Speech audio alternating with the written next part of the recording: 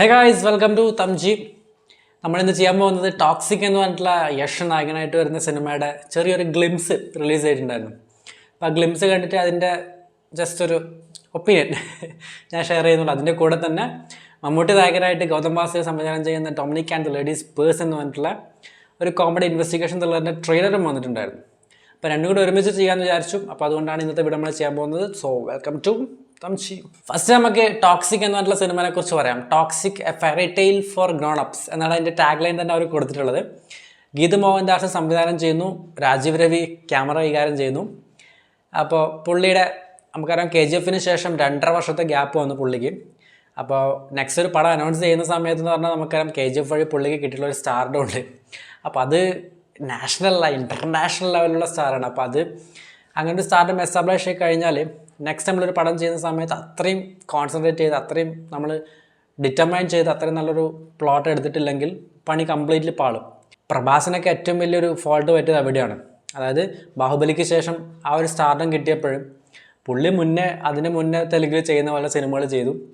അപ്പോൾ അതുകൊണ്ടാണ് ആ ഒരു സംഭവം വന്നത്. അപ്പോൾ അതിന് ശേഷമാണ് ശരിക്കും പറഞ്ഞാൽ യഷിന് അത്തരത്തിലൊരു പ്രഷർ വരുന്നത്. അപ്പോൾ നമ്മൾ അത്രയും സ്റ്റാർഡം വരുന്ന സമയത്ത് നമുക്ക് റെസ്പോൺസിബിലിറ്റിയും കൂടുമല്ലോ. അപ്പോൾ 2.5 വർഷത്തിന് ഗ്യാപ്പിന് ശേഷമാണ് യഷിൻ്റെ ടോക്സിക് എന്നുള്ള പടം അനൗൺസ് ചെയ്തിട്ടുള്ളത്. ജസ്റ്റ് ഒരു 1 മിനിറ്റ് മാത്രം ഡ്യൂറേഷനുള്ള ഒരു സ്നീക്ക് പീക്കാണ് അവർ റിലീസ് ചെയ്തിട്ടുള്ളത്. ഹാപ്പി ബർത്ത്ഡേ, യഷിൻ്റെ ബർത്ത്ഡേ പ്രമാണിച്ചിട്ട്. അപ്പോൾ കണ്ടിട്ട് എനിക്കൊന്നും മനസ്സിലായില്ല. എന്താണ് ആ രീതിയിൽ ഞാൻ നോക്കും.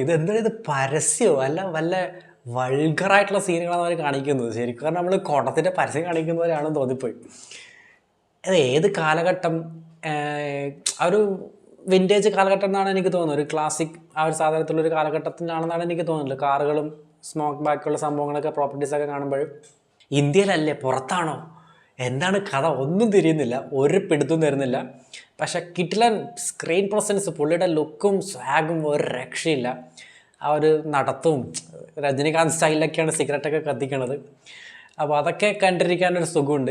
അപ്പോൾ എന്താണ് സംഭവം, എന്താണ് ജോണർ, എന്താണ് പടം, എങ്ങോട്ടാണ് പോകുന്നത് ഒന്നും നമുക്കറിയില്ല. അപ്പോൾ ഒരുപാട് പേര് അതിൻ്റെ നെഗറ്റീവ് തോട്ട്സ് ആയിട്ട് വന്നിട്ടുണ്ടായിരുന്നു.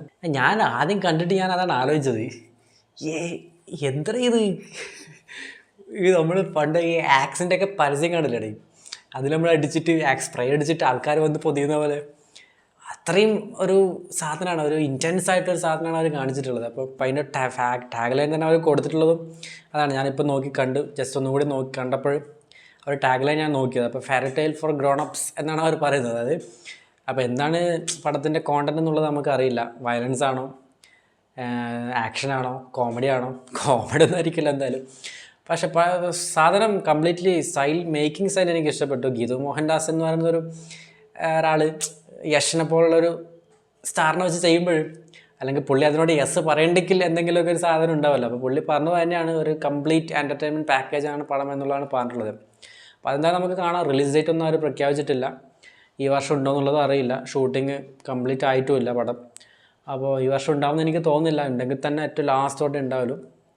അല്ലെങ്കിൽ നെക്സ്റ്റ് ഇയർ ഈ ഒരു സമ്മർ സമയത്തേക്കായിരിക്കും മിക്കവാറും ഉണ്ടാവുക. എന്നാലും നമുക്ക് നോക്കാം പടത്തിൻ്റെ ഇത് കണ്ടിട്ട് നിങ്ങൾക്ക് എന്താണ് തോന്നിയിട്ടുള്ളത് എന്നുള്ളത് കമൻറ്റ് ബോക്സിൽ അറിയിക്കുക. അത് കഴിഞ്ഞിട്ട് നെക്സ്റ്റ് വന്നിട്ടുള്ളതാണ് നമ്മളുടെ Dominic and the ladies purse. Mammootty നായകനായിട്ട് വരുന്ന, മമ്മൂട്ടി കമ്പനി പ്രൊഡ്യൂസ് ചെയ്യുന്ന, ഗൗതം വാസുദേവൻ സംവിധാനം ചെയ്തിട്ടുള്ള പടം. സുരേഷ് ഗോപിയുടെ മകനടക്കം സിനിമയിലുണ്ട് മെയിൻ ക്യാരക്ടറായിട്ട്.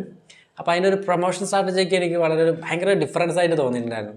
ഇവരെ ഇറക്കിയിട്ടുള്ള ടീസറായാലും അതിനുശേഷം ഇന്നലെ ഇറക്കിയിട്ടുള്ള, നാളെ ടീസർ വരുന്നുണ്ടെന്ന് പറഞ്ഞിട്ട് ഇറക്കിയിട്ടുള്ളതൊക്കെ ഒരു ലുക്കൗട്ട് നോട്ടീസൊക്കെ പോലുള്ള സംഭവങ്ങൾ വെച്ചിട്ട് ഒരു വെറൈറ്റി സാധനം. അത് ട്രെയിലർ കണ്ടപ്പോഴും എനിക്ക് തോന്നി ഒരു ന്യൂ എക്സ്പീരിയൻസ് നമുക്ക് കിട്ടും എന്ന് ഉറപ്പാണ്. അതായത് നമ്മൾ പറയില്ലേ ആ ഒരു ക്യാരക്ടർ എങ്ങനെയാണ്, അത് ശിക്കാരി ശംഭു CID മൂസ എന്ന് പറയുന്നത് ക്യാരക്ടറാണ്.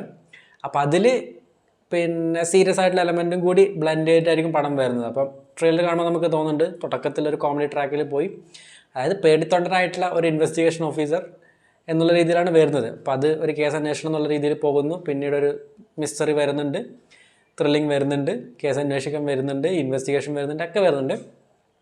അപ്പോൾ മമ്മൂട്ടി കമ്പനിയാണ് പ്രൊഡ്യൂസ് ചെയ്യുന്നത്. അപ്പോൾ പുള്ളി നമുക്കറിയാമല്ലോ എന്തായാലും ഒരു ഇല്ലാന്നുണ്ടെങ്കിൽ ഒരിക്കലും യെസ് പറയില്ല. അപ്പോൾ അത് എന്തായാലും നമുക്ക് കിട്ടുന്നുണ്ട്. ട്രെയിലറിനായാലും ടീസറിനായാലും ഒക്കെ കിട്ടുന്നുണ്ട് ആ ഒരു ഫ്രഷ്നെസ്. അതായത് നമ്മൾ കുറേ കാലമായിട്ട് മിസ് ചെയ്യുന്ന അല്ലെങ്കിൽ കണ്ട് നമുക്ക് അങ്ങനെ ഒരു പരിചയമില്ലാത്ത കുറേ കാലമായിട്ട് നമ്മൾ കാണാത്ത രീതിയിലുള്ളൊരു സ്റ്റോറി ടെല്ലിംഗ് ആയിരിക്കും പടത്തിന് ഉണ്ടാവുക എന്നെനിക്ക് തോന്നിയിട്ടുള്ളത്. Dominic and the ladies purse, ആ പേര് തന്നെ നല്ലൊരു സംഭവമുണ്ട്.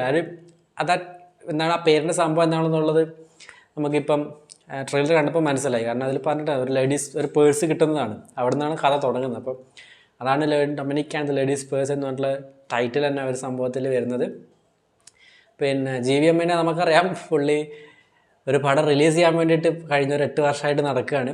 അതും കഴിഞ്ഞ് ഇപ്പോൾ അഭിനയം കഴിഞ്ഞ് സംവിധാനമൊക്കെ മറന്നു എന്ന് വിചാരിക്കുന്നിടത്താണ് അപ്രതീക്ഷിതമായിട്ട് ഇങ്ങനത്തെ ഒരു കോമ്പിനേഷൻ വരുന്നതും അത് ക്ലിക്കായിട്ട് ഈ രീതിയിൽ പടം വരുന്നതൊക്കെ നമ്മൾ കേൾക്കുന്നത്. അപ്പോൾ അതുകൊണ്ടാണ് പറഞ്ഞിട്ടുള്ളത്. എനിക്കൊന്ന് ബസൂക്കേൻ്റെ ഷൂട്ടിംഗ് സമയത്തായിട്ടാണ് ഈ ഒരു പടം അനൗൺസ് ചെയ്തിട്ടുണ്ടായിരുന്നത്. അതിലും ഗൗതം GVM അഭിനയിച്ചിട്ടുണ്ട്. എന്തായാലും അതും വരാനുണ്ട്. അതിൻ്റെ റിലീസ് ഡേറ്റ് ഫെബ്രുവരിയാണെന്ന് തോന്നുന്നു അല്ലേ, ബസൂക്ക.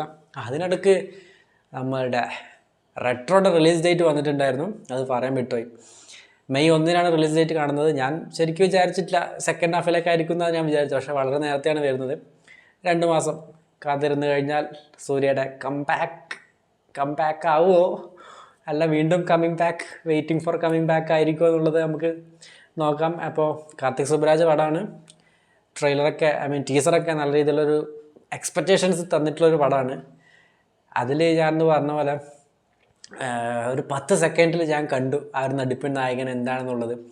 അപ്പോൾ അതാണ് നമ്മൾക്കും കാണാൻ ആഗ്രഹിക്കുന്നത്. പുള്ളീനെ ഒരു സ്ക്രീനിൽ നമ്മൾ തിയേറ്ററിൽ പോയിട്ട് ഒരു കംപ്ലീറ്റ് സാറ്റിസ്ഫാക്ഷനോടുകൂടി തിരിച്ചു വരാനുള്ളൊരു പടം, അതിനുവേണ്ടി വെയിറ്റ് ചെയ്യണം. അപ്പോൾ 1-ാം തീയതിയാണ് റിലീസ് ഡേറ്റ് പ്രഖ്യാപിച്ചിട്ടുണ്ട് അവർ. അതിൻ്റെ ഒരു പോസ്റ്റർ ഇറക്കിയിട്ടുണ്ടായിരുന്നു.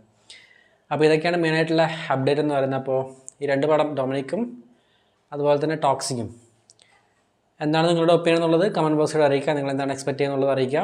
എന്തായാലും ഈ മാസം തന്നെ ഡൊമിനിക് ആൻഡ് ലേഡീസ് പേഴ്സ് ഈ മാസം തന്നെയാണ് റിലീസ് വരുന്നത്. അതും തുടരും ക്ലാഷ് ആണെന്നാണ് കേട്ടിട്ടുള്ളത്, മോഹൻലാലും മമ്മൂട്ടിയും. അപ്പോൾ രണ്ടും നല്ലൊരു വ്യത്യസ്തമായിട്ടുള്ള ആ ഒരു സ്റ്റാർഡം, സൂപ്പർ സ്റ്റാർസ് എന്നുള്ള 2 സ്റ്റാർഡം മാറ്റി വെച്ചിട്ട് വരുന്ന 2 പടങ്ങളാണ് രണ്ടാളതും.